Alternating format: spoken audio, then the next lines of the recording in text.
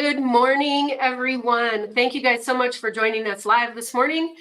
As usual, technical difficulties arise around here when we least expect them, but we are live and also trying something new this morning, live on Instagram. Hopefully it's working and it's not just a black screen, which unfortunately is what I'm seeing on Instagram. So we'll see how this works. You guys, this morning, you are joining us for our countdown to the CNFR, which can only mean one thing. I do know that there are still some regions that are wrapping up, but we are less than 30 days, 20 days out from the College National Finals Rodeo, 75th year of the College National Finals Rodeo, and believe it or not, the 25th year to be held in Casper, Wyoming, my hometown. So this year, we're super proud to partner with Visit Casper, and you're going to see some different content this year. We're going to be coming at you live from Lou Talbert's in downtown Casper for our Visit Casper CNFR morning show. And then also we're going to start sharing some tips and tricks. If you guys are headed to Casper this year for the CNFR, we're going to highlight some of the things that we think are special about Casper that we really think you should not miss. So without further ado, I'm going to go ahead and add our guest in. Miss Shelby, thank you so much for joining us. I still don't know. It says that we're live on Instagram, but I still don't know. I can't help you there. Actually true. So let's do just one thing. If you would talk to me a little bit about how long you've been a student, or excuse me, faculty director, I've been up there, and talk to us a little bit about that. I've been the faculty director now for 2 full years. I was a student director though back in the day, so it's not my first experience with the NRA board. I really enjoy it. College rodeo is really probably one of the closest things to my heart. I enjoy student athletes and I enjoy education. And I'm just lucky enough that I get to be involved in that every day. Yeah. So this is how I know you. That's how I first met you, was as a student director. Yep.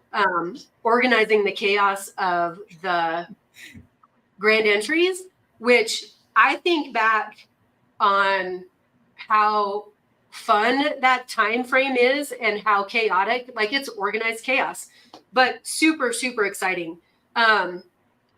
So was that a hard transition for you? I mean, to go from I know that we have a handful of coaches this year that just made that transition from student and directly into the coaching role. Can you talk to us about that a little bit?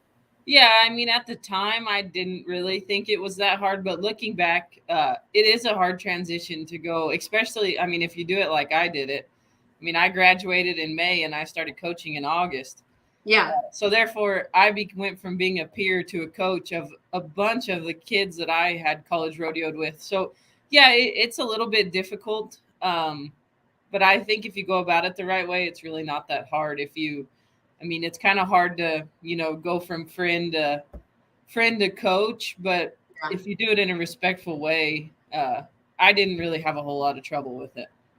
Well, and I think you kind of have to set yourself apart a little bit as a student director anyways, just so that you can have kind of that, I mean, it's not really authority over this other students, but you do have some level of authority in the region as a student director. And so making that transition, I could see, like you said, doing it respectfully. I think that sure helped. They were kind of used to, and maybe not taking orders, but like you were used to me having something to say about it. So it wasn't like I went from somebody who never said anything to all of a sudden I'm telling them what to do. Before I started coaching, it was pretty much just Robert here.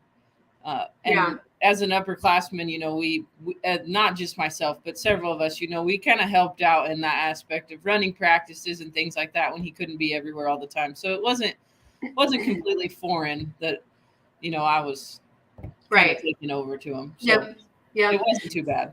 So I did totally bypass. Talk to us about where you're coaching currently and what region you're in. I currently coach at Oklahoma Panhandle State. I'm the head women's coach here. And I'm the faculty director for the Central Plains region, which is all of Kansas and Oklahoma. Perfect. So, let's just go right into it. you guys have a more traditional rodeo schedule.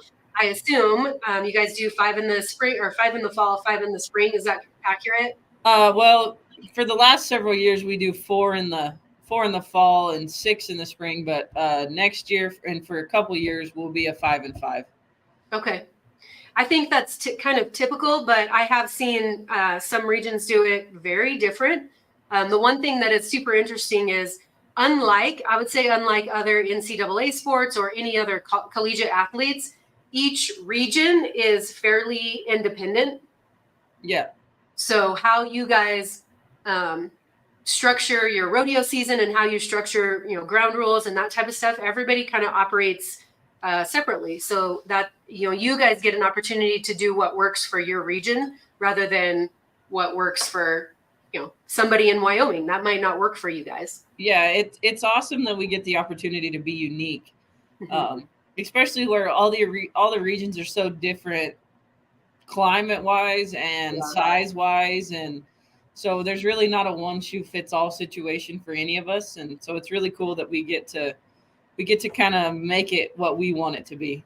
Yeah, absolutely. Well, without further ado, let me see if I can bring up some standings or results, as it were. So your guys' region finished this last week, correct? No, we finished the last weekend in April, so a couple weeks ago. Okay, let me scroll up here. We will start with the men's team. So go ahead and take it over. Yeah, the men's team, Fort Scott, as you can see, under the leadership of Chad Cross and Callie Griffin, had an outstanding year. I think they won 5 or 6 of the rodeos. If they didn't win, they were second. Their bareback riders are very strong. Got some good bronc riders, and just a whole crew of good kids. But they really took care of business. Yeah, I mean, I think we can tell a little bit that they kind of took a lead.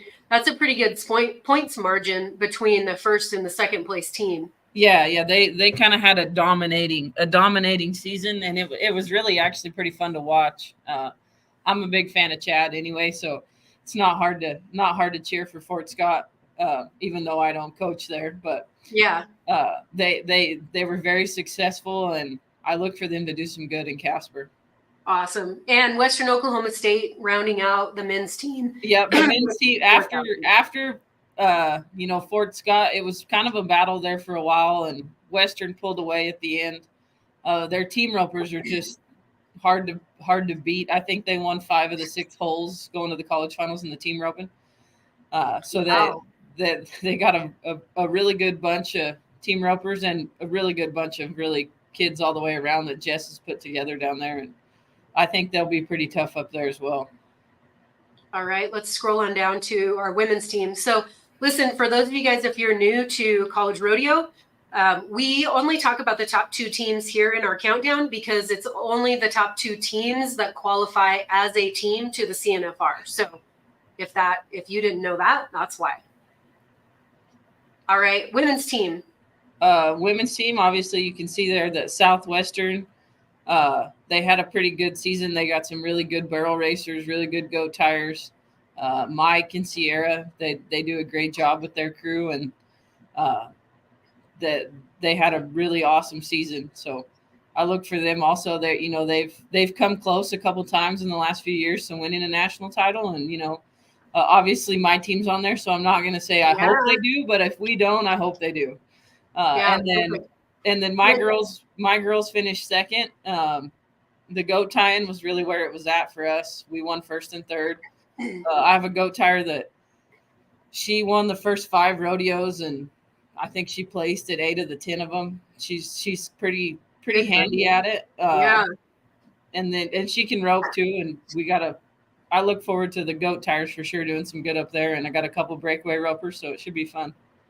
Yeah, so that's not a very big point spread there between the first and second position. So you guys had a good fight to the end. Yeah, we battled it out. They kind of pulled away from us at our own home rodeo, which was, a little disappointing for us, but they sure deserve the win. They work hard at it, and they're very talented. All right, we'll keep on scrolling down here. Men's all around. Zane Kilgus kind of dominated everybody from NEO. I think he ended up winning the tie down and the team roping. He's been in that position before. He's just pretty handy. And Jacob and Mason kind of battled it out there. Jacob pulled away at the end. Jacob goes to school at Alva, and I look for him to get along fairly well up there as well. So I know we talk about this. We'll probably talk about this. I'll mention it at every countdown that we do. But one of the interesting things about the all-around race is not only do you have to compete in more than one event, but you have to earn points in more than one event. So oftentimes we'll see cowboys or cowgirls take a resounding lead in one event. And while they might compete in more than one event, they have to earn points, at least 200 points in that event for those points to count towards the all around. So you guys might see. Well, you'll see on here that we don't have any women's all around for that reason. Oh, yeah. So our women's events are so tough, and there's so many of them that the points get spread out. And we had 5 or 6 of them get close, but nobody could seal the deal. Dang, that stinks. Well, yeah, it stinks because we got some talented all around hands, but they just couldn't get the 200 points. So yeah, they don't get to join us. Well, so just real quickly, kind of as a background on that, how does the points talk to us about how the points are doled out? So in our region, all of our rodeos are 2 headers, a long round and a short round. You get points through 6. So there's 60 points available in the first round. If you win, goes down 50, 40, 30, 20, 10. Same for the short round and same for the average. So if you were to win all 3 rounds, you can get 100, or both rounds in the average, you can get 180 points. Okay. So that just gives you guys a little bit of an idea on where the points come from and how they're earned throughout the year. Okay, we'll skip over that women's all around. Let's talk about some saddle bronc riding. The saddle bronc riding was fairly tough. It did come down to the end on who was going. Ooh, 80 points. Yeah, there's not a whole lot. I think there's 160 points from first to third. So they battled it out coming into our rodeo. Third and fourth were very tight. And it came down to a battle, and these guys really put on a show. Caleb Meeks has really rode really good all year. He didn't really ever stub his toe, and Blake Stoik the same way. And then Brett Kaufman, same deal. I think most of these guys placed at 7 or 8 of the rodeos that we had, which is pretty impressive. Considering some of the stock we run into in this region is a little bit fun. We get a lot of colts. We get a lot of we have NFR contractors, so it's not like they're just getting on little hoppers every week. So when they can earn their top 3 spot, they for sure earned it. Yeah. Any bets on how many times poor Blake's name is going to get pronounced incorrectly in the next? Oh, probably just about every time, but I think by now he's probably pretty used to it. He'll go by anything at this point. Yep. All right, bareback riding. Well, as you can see, Fort Scott dominated the bareback riding. They ran away with it. They had it sewed up pretty soon within the season. It kind of just came down to which one of the 3 Fort Scott boys was going to win. But they're all very talented. I think they all placed at pretty much every rodeo we had. Bryce is a multi-event cowboy, and he does a good job at both ends. And Quentin has come on strong, and Dylan's done a great job. They pretty much dominated all year long. Awesome. So I have kind of a philosophy question for you. I've heard multiple, opinions on how a coach should build their team. And I think you have two examples on both sides.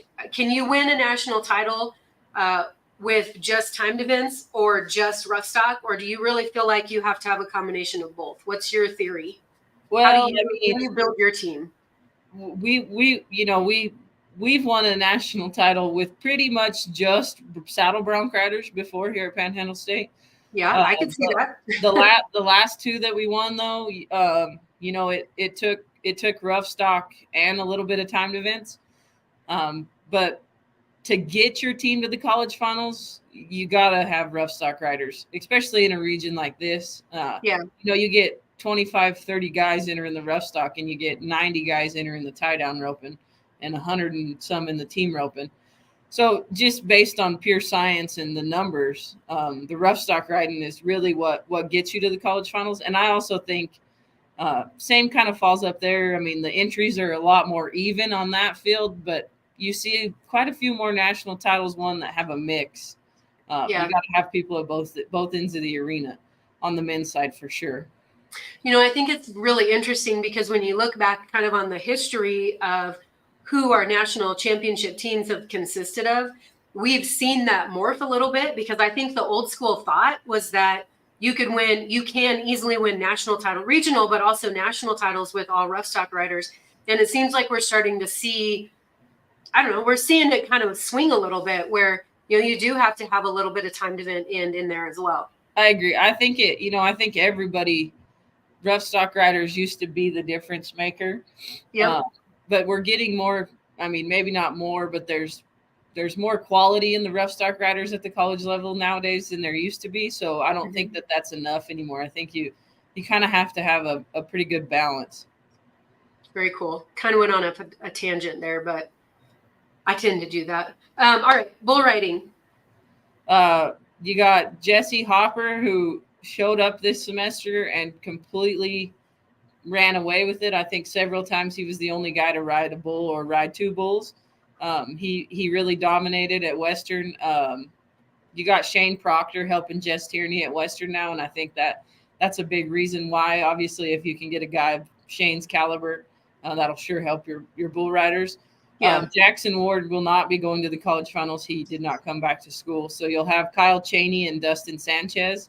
And they've both really kind of came along here at the end of the season, and I look for them to do some good.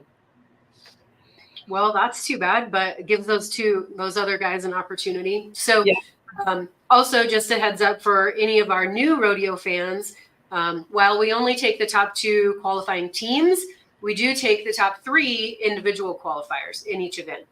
So let's see. Let's scroll on down. Tie down roping. There's Zane Kilgus again. He dominated the all around. He roped calves really good all year, held strong. Joby Bush did the same way. The tie down roping was a knife fight until the end. As you can see, it's pretty tight there. Several guys coming into the last rodeo had a shot, and Blake Tatham was 10 points out of it going into the short round at Guyman, and he won the rodeo, which bumped him up there. They all 3 are very handy, and they rope calves really well, so I think they'll get along really good up there. Perfect. And steer wrestling. No surprise to any of us anyway, kind of like the bareback riding. It was dominated by Northwestern under the instruction of Stockton Graves, who has recently stepped down from his position, and Callie Griffin will take the reins, and I think she'll do a great job there. I thought I saw that. Yeah, that just came out yesterday. But these guys, they're all solid bulldoggers. They all go to the pro rodeos and do really well. Tryson, they'll butcher his name several times, and I'm not even. I was gonna listen and see how you pronounced it. I think it's Kalawaya, but don't. What about all that? Yeah, I'm not even gonna go there. But he's from Hawaii, and he's a really good kid, and man, he bulldogs really well. Cameron's probably one of the nicest kids I've ever met, and he's gotten along really good. And then you got Emmett Edler, who is world champion Jacob Edler's little brother. So they were fun to watch. Emmett kind of snuck in there right at the end. But as you can see, I think the top 6 places go to Northwestern in the bulldogging. So. Yeah. Okay. So I think the obvious question for me then is, when you have a steer wrestler as a coach, that clearly helps you recruit those other steer wrestlers. Are we going to see a change or transfers out? I mean, what do you guys expect to see here? I still think Callie will get the steer wrestlers for a while anyway. But I kind of see a new competitive women's team on the horizon. Wouldn't surprise me. Obviously, at this point in the year, it's a little hard to get recruited for next year. Yeah. You pretty much most people know where they're going by this point in the year. But I look down the road. I look for her to put together two solid teams, but I look for their men's team has been very solid over the years. So I look for her to gain some ground on the women's side as well. Very cool. Yeah, I saw that announcement yesterday, so pretty exciting. Team roping, man, there's Zane again. Goodness gracious. Yep. Zane had an outstanding year.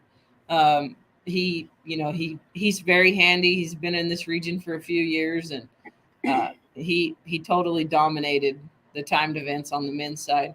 And then you have Camden Holting, who he has made the college finals several times and has done a great job. And then Rowdy Jones, I think this will be his first appearance, but like I said earlier, Jess at Western's got his team ropers lined out doing good. All right, let's scroll down and talk about their healers. Yep, and Western took all three spots there. Strand Morris, he's no stranger to the college finals. He'll rope with he won't rope with Zane. He ropes with Camden Holting, I believe.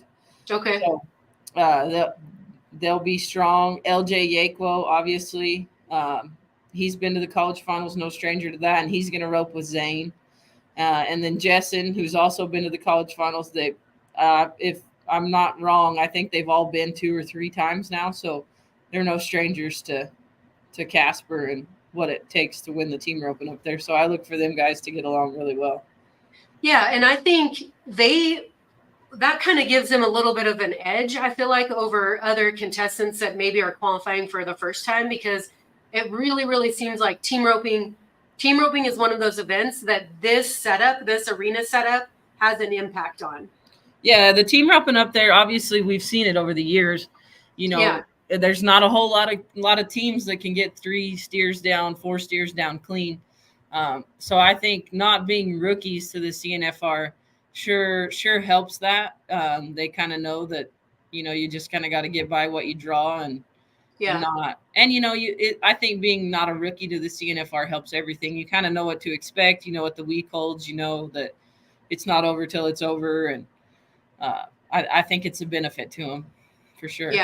Yeah, I would agree. I mean, obviously it's a benefit for any contestant, but when you start looking at the differences that maybe only we would know about, not really the audience or the crowd or just rodeo fans in general, but when you really start looking at the arena setup and the length and the width and what the get out is, I mean, then you can really kind of set yourself apart. So that experience, I feel like in this specific setup, and I would say it's probably very similar to the Thomas and Matt. Like that's going to be different than a lot of rodeos that you guys go to throughout the year. So we're going to see that experience really play into who can do well, I think. Yep, that's for sure. All right, barrel racing. Casey Mathis, she did a heck of a job all year long. She has an outstanding horse. He's probably one of the fastest ones I've seen around here in a while. And he's just solid. He doesn't really make any mistakes. And I think he'll really like the building at Casper. Also in the barrel racing, it's a little different than a lot of places they go. So, it takes the right horse to do good in there. Hadley Tate, she's done good for several years. I think that she'll be a strong candidate up there. And Emma Rickey, she battled her way in there. It was a pretty good battle in the barrel racing to the end. I mean, the point spread all the way down through 6. I mean, they're pretty evenly spread. I can see what you were talking about now with the women's all around just in this first event. Yeah, I mean, in the barrel racing and the breakaway, it was tight. The goat tying wasn't quite as tight, but I mean, we got a lot of talented women in this region, and they they ride nice horses and they work hard at it, and so it makes it hard to get anybody in the all around, but it's also fun watching. Yeah, absolutely. All right, let's talk some more women. Breakaway roping. The breakaway roping is probably a little bit softer, but man, it was tight. I think going into the last rodeo, like anybody from first to like 20th really had a chance if they come out and won the rodeo, that they could go. And it came down at not even to the end. It worked out and the top 3's favored that nobody could catch them that made the short round. So they were what a sigh of relief. But the breakaway roping is tough. I think we had 150 girls pretty much entered everywhere we went, and 60 of those girls had points throughout the year. So the points are spread pretty thin, and it's dang sure tough. So I'm going to ask you a question. Have you seen the number of breakaway ropers? I mean, I think you'll see a lot of ladies when they come to college, like they may drop a couple of events. I mean, obviously there's no pole bending, so that's out the window. But have you seen more women stay in that breakaway roping event than what we have seen in the past? I think so. You know, breakaway roping obviously is the big thing right now. Mm-hmm. But you know, like even when I went to college, once you were done with college, I mean, you could amateur rodeo and you could go to jackpots, but there wasn't no way to make a living with a rope in your hand. So a lot of people, you know, if they love the barrel racing, they would just put their energy into that. And I think you see more people sticking to the breakaway roping because now they see a future in it, which is awesome. We kind of joke around here though that breakaway ropers are now a dime a dozen, right? Everybody wants to be a breakaway roper, and I think that that's great. It's great for the sport. It's great for all of it. The more the merrier. I think we have 22 breakaway ropers on our team, and you know, it sometimes it makes for a lot, but it's really fun to see a generation of girls knowing that if they so choose and put in the effort that, you know, they could make a living with that rope instead of having to do it as a hobby all the time. Well, yeah. And I mean, I think too, what it's done is it's gotten young girls involved in roping that probably wouldn't have done it to begin with. Or even. Yeah, and I don't think the growth that we see in that is even hit yet. Yes. I think you wait another 4 or 5 years when these junior high girls that, you know, about the time they really started roping, breakaway has been a big thing. I think it'll just continue to grow. Yeah, absolutely. I would agree with that. We have a comment from Stacy Martin. Good morning, ladies. Good morning, Stacy. Thanks for joining us this morning. Goat tying. Man, the goat tying, you know, coming from a breakaway roper myself, I never thought that the goat tying would be my favorite event. But it's my favorite event to watch at the college finals. It's really probably my favorite event to watch all year long because, granted, there aren't as many of them, but the ones that are still tying goats at this level are all fairly talented. It is every year it's a knife fight, and every one of them, you know, there's a whole herd of them that are talented enough to make the college finals. So it comes down to, you know, who's putting in the extra. Obviously, this year Parker kind of ran away with the goat tying.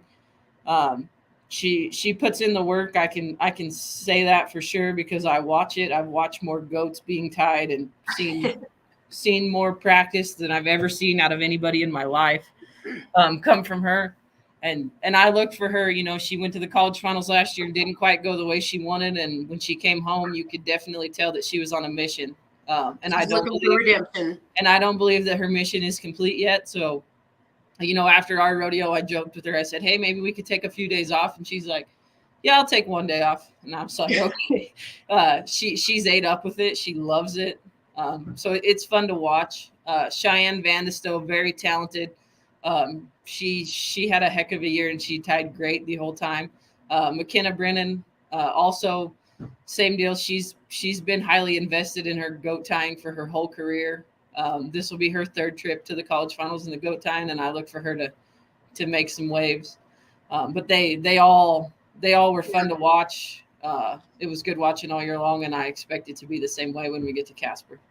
Well, and I talk about this. I talk about this every time I talk to anybody about the goat tying, but it has, if you just sit back and kind of think about how it's changed from even from when like I first started or when I made the college finals, there's been a lot of changes. And that's one of those events that you think, well, I think all rodeo, you think that like, man, this is as fast as we're going to get. Like, I don't know where you're going to shave any more time off.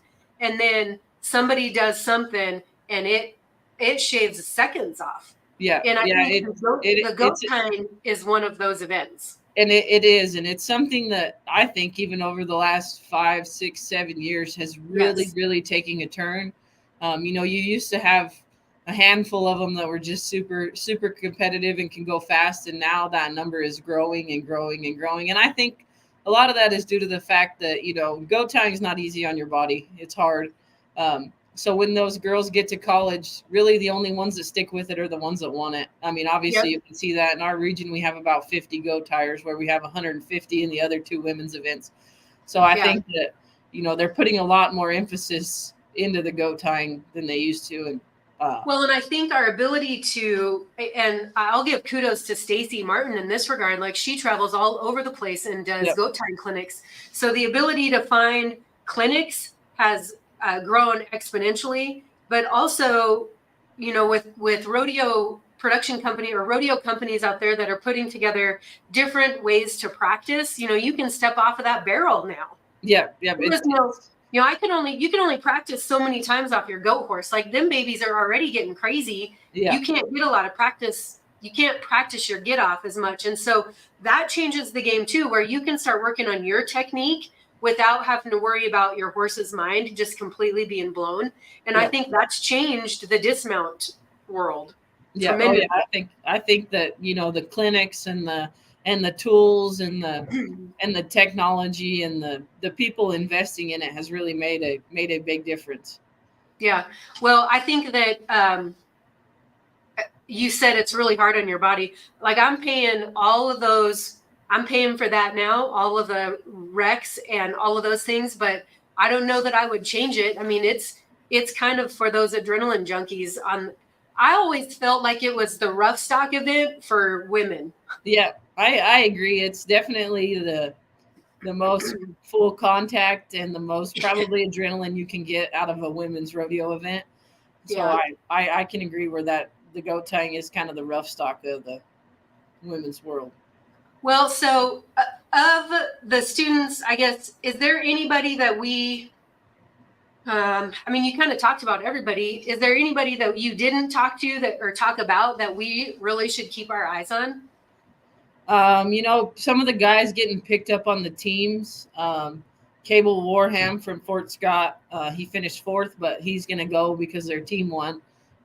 He's no stranger to the CNFR, and he's a pretty talented saddle bronc rider. So I think that he's somebody you should definitely keep some eyes on.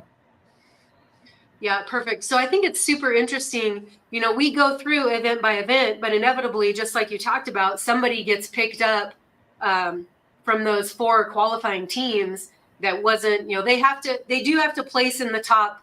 What do they have to place in the top? Well, you get your buys, which are people that make it, and then you have to pick from the top 5 or 30% of people with points.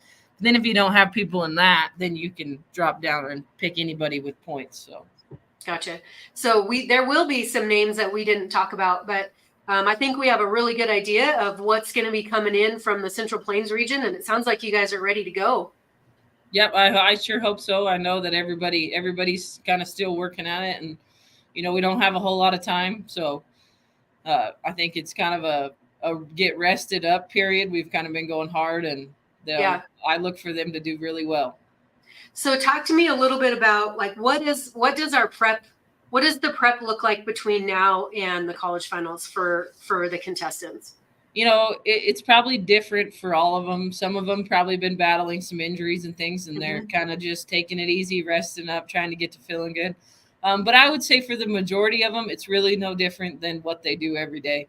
Most of them are headed out to rodeos between now and then, and they'll hit rodeos when that's over, and they'll just kind of stay in that stream of things. The only thing that's different probably is the goat time. They don't really have anywhere to go. So I'm sure that most of them are just hitting it in the practice pen like they normally do and just trying to be sharp and ready to go. Yeah. I mean, I think one of the things we talk about on this platform is once you get to this level of competition, it's kind of like your mental game. You kind of just get in that flow state when you compete because you already put the time in, you've already created that muscle memory, and now you just have to kind of maintain your mental game and try to come in strong. Yeah, I mean, at this point in the season, you've put in most of the hard work. Not that there's still not some in front of you, but now it's just sharpening, fine tuning, finding your confidence probably is more than anything of it, and just being prepared And if you're prepared, you're confident. So I mean, I would say that's what most of them are doing. It's more of a mental game at this level than it is anything else. Yeah, perfect. Well, Shelby, is there anything else you'd like to add about your region and about your trip to Casper? No, but we're looking forward to it. I know for most of us, Casper's kind of like a vacation. We really enjoy getting to come there, and especially, you know, this time of year here, it's probably going to be 100 degrees where we're at. So Casper's a great place to be in the middle of June. Absolutely. We really enjoy coming there, and we're looking forward to it. Well, we are on behalf of the community and Visit Casper, we're super excited to have you guys back for that 25th year. So be looking for some good things to come for you guys in this next week or in the college finals coming up, because I know that Casper's kind of rolling out the red carpet. So well, I sure do believe that, and we really appreciate everything they always do for us. They sure make us feel like we're at home while we're there. Well, we love having you guys here. So thank you so much, Shelby. I'll let you get back to your day. We'll see you in 20 days. Sounds good. Thank you. All right, you guys, thank you so much for tuning in. This is the countdown to the CNFR. It is coming up. I could count. We're right around the 20-day mark. The first performance of the CNFR is going to start on the 9th. That is a Sunday, I believe. And that's when they do the Bulls, Bronx, and Breakaway up at the event center, the Ford, Wyoming Center. They do have season tickets available. So if you guys are interested in getting yourself some season tickets, please reach out. And check back in with us on Friday. We're going to have another chat with the Central Rocky Mountain region. You guys, this is the home region. Mr. Seth Glaus, who's the coach at the University of Wyoming, is going to be joining us. So we're going to talk all things local, I would say. I want to give a shout out to Visit Casper for partnering with us this year to bring us all this wonderful CNFR shenanigans. So you guys have a wonderful day, and we'll catch you on Friday.